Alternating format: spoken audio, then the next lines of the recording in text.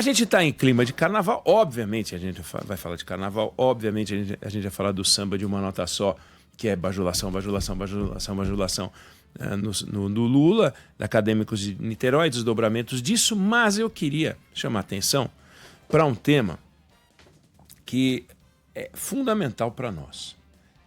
Não tem a ver com carnaval, não tem a ver com Páscoa, Dia das Mães, Natal, Dia dos Pais, nada disso.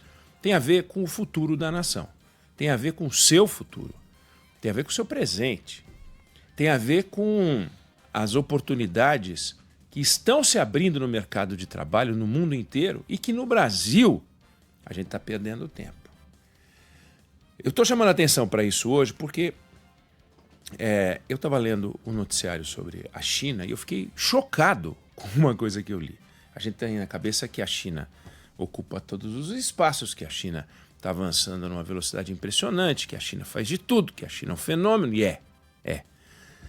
Mas a China que pode tudo, não pode, que pode muito, ela não pode tudo, porque olha só, ela resolveu investir pesadamente nas últimas décadas para ter uma indústria nacional de semicondutores e está investindo brabo, avançando uma barbaridade, é fundamental para tudo, né? Para inteligência artificial, para defesa, telecomunicações, tudo. Joga dezenas e dezenas de bilhões de dólares e tal. Só que ela não conseguiu, apesar de, atrair talentos, tentar o diabo, mas ela não está conseguindo avançar para um patamar mais bem posicionado, para poder fazer chips ainda mais sofisticados, porque ela não conseguiu chegar numa tecnologia que existe no mundo, muito concentrada, mas existe no mundo e ela não conseguiu chegar lá. Não conseguiu. Olha, é cientista de vários países, é dinheiro, é tecnologia, não é como aqui no Brasil, para valer, e ela não conseguiu. E onde é que está o gargalo? É uma empresa que está segurando. É uma empresa holandesa chamada ASML, talvez você tenha ouvido falar, talvez não tenha ouvido falar, que ela detém quase que o monopólio mundial de umas máquinas que imprimem os chips. Talvez o nome surja para você em inglês, aí é wafer stepper, mas é um sistema de litografia que você imprime. Antigamente, na minha idade velha, você ia fazer o LP, você tinha que imprimir o LP, agora você tem que imprimir o chip, e eles conseguem fazer isso. Mas isso é imprimir chip, pô. Não, é um negócio muito complicado, que tem a ver com fábricas do mundo inteiro, causais, outras máquinas, porque envolve sistemas óticos sofisticados, envolve muita tecnologia, muita universidade, muito ensino técnico, muitas fábricas no mundo inteiro, e eles conseguem fazer essas máquinas de impressão que são do tamanho de ônibus, uns negócios monstruosos que a China não pode comprar. Porque a Holanda não deixa, os Estados Unidos não deixam. Então vamos fazer, mas não faz. Vai fazer uma pizza que você quer comprar naquela pizzaria que você admira, você não consegue. Eu não consigo. Pois eles não conseguem fazer esse super chip extraordinário. Então, eles têm que se virar com o que eles conseguem. Conseguem muita coisa, mas não chegaram lá. E estão tentando. Esse é o debate tecnológico de alto nível que está acontecendo agora no Brasil, no mundo. E no Brasil? Não está acontecendo nada nesse campo. Olha só, parece uma coisa... mas também você está falando de NASA e de coisas muito sofisticadas e a gente aqui não consegue sair na hora no avião. Tudo bem. Só que é o seguinte, o mundo está vivendo uma transformação sem precedentes nesse campo de tecnologia. A tecnologia durava mais tempo em vida. Agora elas são substituídas com uma velocidade absurda. O poder global tem a ver com exército, tem a ver com geopolítica, tem a ver com ocupação, tem a ver com território, tem a ver com petróleo, as coisas antigas, tem. Mas tem a ver também com sistemas, com dados, com algoritmo, com computação, com inteligência artificial, com robótica, automação, tudo. E a gente não sabe o que é isso, pô. Até a China, que é um paisaço, faz de tudo, não está conseguindo. Se a China, sabendo qual é o desafio dela, não consegue enfrentar o problema, imagina o Brasil, que não consegue enxergar o problema. A China sabe qual é o problema, a gente não sabe qual é o problema. E, sem saber qual é o problema, fica muito difícil você chegar numa solução. Você não sabe nem qual é o problema. Pensa se fazendo uma prova, você não consegue entender o enunciado. Como é que você vai saber qual é a alternativa? A gente não consegue ler o enunciado. Eles leem o enunciado e não estão conseguindo resolver. Isso é outra discussão. Mas a gente não consegue ler. Aí você vai olhar como é que a gente está. O Brasil está numa aposta do passado. O nosso ensino médio forma profissionais que os alemães, os japoneses, os coreanos, os holandeses e os americanos já não têm interesse em formar há 50 anos. Alguns 30. Então, se você imaginar que o Brasil está atrasado 30, 50 anos em relação a essa discussão, é como se a gente olhasse agora o Sudão, o Haiti, com certo desprezo. É assim que nós somos vistos. Neste campo do autoconhecimento. Não do autoconhecimento com U, mas o autoconhecimento do conhecimento elevado, com L. Você vê o seguinte, a gente opera na malandragem, no embuste, na enganação, porque os governantes são pessoas que só pensam na porcaria da eleição. Longo prazo para governante é 2 mandatos, se ele tiver no primeiro, ou 1 mandato, se ele estiver querendo disputar o primeiro, 1 mandato se ele quiser disputar o segundo. O Lula, então, longo prazo para ele é outubro. Aí você vê o seguinte, a gente tem programas tipo Nova Indústria Brasil, programas de transformação digital, programas que o governo lança, tudo com um slogan bonitinho, com uma placa grandona atrás, só que investe mais na placa do que no programa. Os programas são reorganização financeira. Tem lá R$10 em 10 programas, aí eles pegam e anunciam um programa de R$100. Às vezes por 110, um pouquinho mais, às vezes menos. E aí reembala. Nova Indústria Brasil. Aí você fica achando que tem uma nova indústria no Brasil. E não tem. Não tem nada. São reembalagens de programas que existem. Para você ter uma ideia. Ensino técnico brasileiro, eu falando do nosso descompasso, né? As universidades formando generalistas. O ensino técnico brasileiro, 10% dos estudantes matriculados no ensino médio vão para o ensino técnico. E mesmo assim, a maior parte vai para administração, logística, vai para manutenção industrial, formações de operação de sistema, não de criação de sistema. Eu anotei aqui, um técnico que sai de um curso técnico no Brasil aprende a operar máquina. Aí você vai ver a lista do que aprendem aqueles que saem dos centros técnicos mais avançados do mundo. Eles não aprendem a operar máquina, eles aprendem a integrar sistema. Aqui a gente aprende manutenção, lá eles aprendem automação, robótica, microeletrônica, programação industrial, controle, integração digital. Aqui pode ter um ou outro que faz isso, mas de forma geral o ensino técnico no Brasil é deficiente. Aí você pega universidades. 20, 23, 24% da população brasileira tem nível superior. É um dado importante, bacana. Não vamos lutar contra isso. Mas onde é que a gente estudou? O que a gente estudou? Direito, administração, pedagogia, enfermagem, comunicação, licenciatura. Aí você vai achar, vai procurar, quem é que está na guerra do conhecimento mesmo? Que é a turma da engenharia avançada, ciência de material, microeletrônica. É um punhadinho. Então a gente tem muito diploma e baixa densidade tecnológica. É um país com baixa densidade tecnológica. De que adianta você ter um título de doutor, que faz o Lula ficar orgulhoso, ou aquele que não estudou, ou fez a maior quantidade de universidade, e a gente, país que tem doutor e doutor, que adianta ter doutor se você não produz riqueza? Ah, mas peraí, você está querendo dizer que eu não produzo riqueza? Você está querendo acusar o Brasil? Precisa de professor, precisa de enfermeiro, precisa de médico, precisa de administrador, advogado? Sim, mas precisa de robótica, de sistema complexo, de nanotecnologia, de biotecnologia, E aí? E aí? Como é que a gente está nessa guerra? Olha a China. Sofrendo, a China está sofrendo. Todos os países, né? Mas tá lá a Holanda, segurando o avanço chinês. E a gente? Então, o mundo avançado percebeu isso e o Brasil não.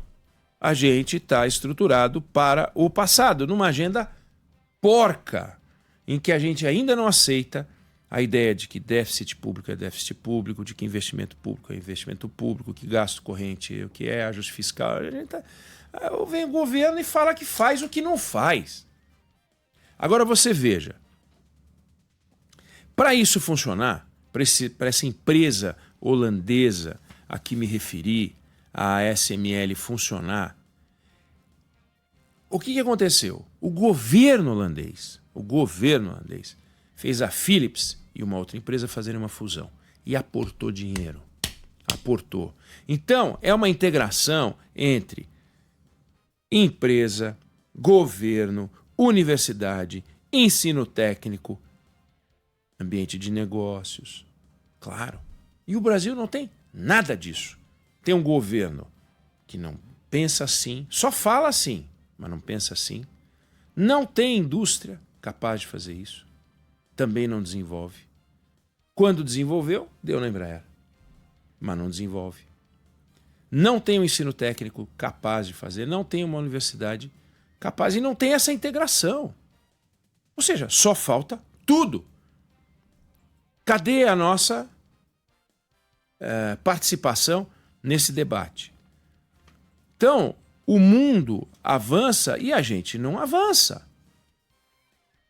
Você lembra de uma frase que dizia que ia faltar comida no mundo porque a população crescia em progressão geométrica, enquanto a produção de comida crescia em progressão aritmética? Pois a necessidade de conhecimento cresce em progressão geométrica e a nossa capacidade de produzir riqueza, porque nós estamos fora disso, cresce em progressão aritmética.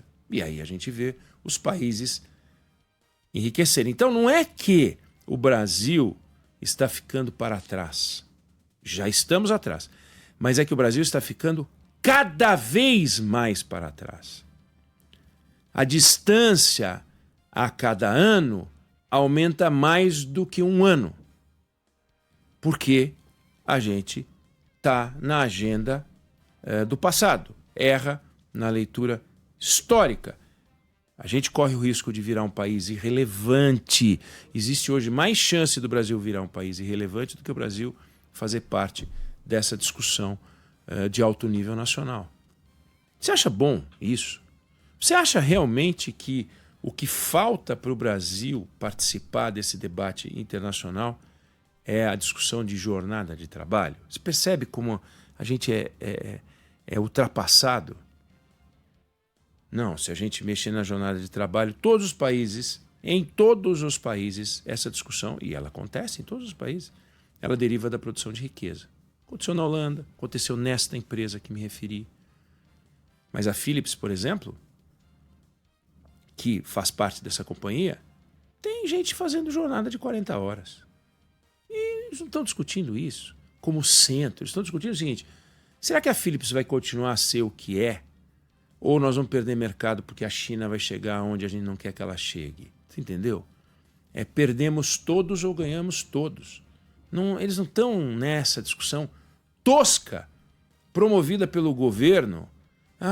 O brasileiro tadinho trabalha muito. Não, o brasileiro tadinho vai ficar fora do sistema produtivo mundial e aprisionado a um modelo ultrapassado com possibilidade de ter só nichos de excelência cada vez menores, vendo a concorrência internacional crescer.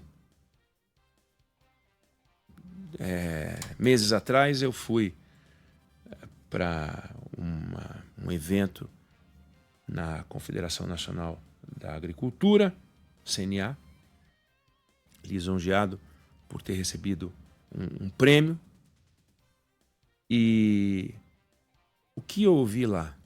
O que eu ouvi lá? E que é impressionante. Olha, os africanos estão avançando no agronegócio. Atenção, porque a nossa excelência não é que está com os dias contados, mas a concorrência vai aumentar. E os chineses estão produzindo lá. E as terras estão produzindo mais. E a produtividade em alguns países está crescendo muito lá. E aí virá dali uma novidade. E a gente tem que se coçar. E essa história de que o Brasil tem que se coçar, parece que a gente não acredita nessa realidade. A gente acha que isso é uma bobagem. O João Martins, que é o presidente da CNA, ele falou isso numa palestra breve, um discurso breve que ele fez antes de distribuir os prêmios. E ele disse isso, ele falou da África. Você percebe que até mesmo onde a gente acha que a gente está bem, é a tecnologia que nos desafia, e porque a gente tem tecnologia nessas áreas, a gente consegue brigar, só que a gente não produz tecnologia. A gente não está nesse debate. Isso é um problema. Um país onde o presidente é exaltado na avenida, sabe? É um negócio que é uma vergonha. Imagina você colocar o Brasil já foi capa da revista Economist com o Cristo Redentor decolando. O Brasil num momento de crescimento extraordinário. Depois teve uma capa com o Cristo Redentor caindo. Agora você imagina a capa da Economist com o boneco do Lula na avenida. Traduz bem esse momento brasileiro, sabe? Um momento onde o culto à personalidade e a ideia de que virão de pessoas e de discursinhos mequetrefes uma solução para o Brasil, que está fazendo um erro, uma leitura histórica equivocada, prioridade equivocada, projeto equivocado. E mais, pergunte-se aos candidatos qual é a forma como vão combater e vão se inserir nessa discussão. E eles não vão saber. Eles não vão saber. Sabe por que eles não vão saber? Porque eles não estão procurando alguém que saiba para poder orientá-los. Porque isso não interessa. Isso não interessa. Porque se você enfrentar esse debate que eu estou propondo aqui, vai dar tanto trabalho, mas tanto trabalho, que é muito melhor você fazer sloganzinho com programinha mequetrefe que não anda. Nova Indústria Brasil. Aí você finge que está transformando o Brasil. Indústria 4.0. É tudo slogan. Eu ia falar um palavrão. E é um vexame. Aí você fala que está combatendo a insegurança, a criminalidade. Aí você fala o que você quiser. É como no carnaval. Você fala o que você quiser. Você inventa. Na poesia, você fala o que você quiser. Fala que alguém voa, fica fazendo aquelas rimas lá e cabe tudo. Mulungu e o diabo. Então, o Brasil está brincando de avançar tecnologicamente. Brincando. Nós estamos no reino da máquina de escrever se a gente se comparar a esses países. Ou a gente encara essa discussão e vê que para chegar lá a gente tem que fazer um monte de coisa.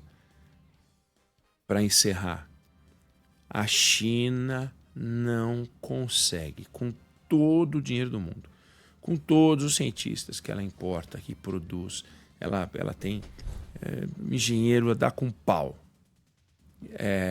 Dinheiro não falta. Decisão do Estado de investir nessa área não falta. Universidade, eles têm as melhores, estão entre as melhores do mundo. Recrutam gente na Coreia, recrutam gente em tudo que é lado. Montam hubs de desenvolvimento monstruosos e não chegaram lá na capacidade de produção de chip, porque eles não conseguem imprimir o chip do jeito que os holandeses imprimem. Não é simples assim, do jeito que eu descrevo. E essa empresa holandesa também é centro de um ecossistema que passa por 10 países. que passa por uma centena de universidades, que passa por uma centena de fornecedores. Ninguém detém todo o processo produtivo e eles conseguem produzir esse wafer stepper aí, que é uma coisa do outro mundo. Percebe? Como é que você monta isso só para esse item aqui? Só para isso. Estou dizendo que o Brasil tem que entrar nisso aqui, mas tecnologia, como é que faz?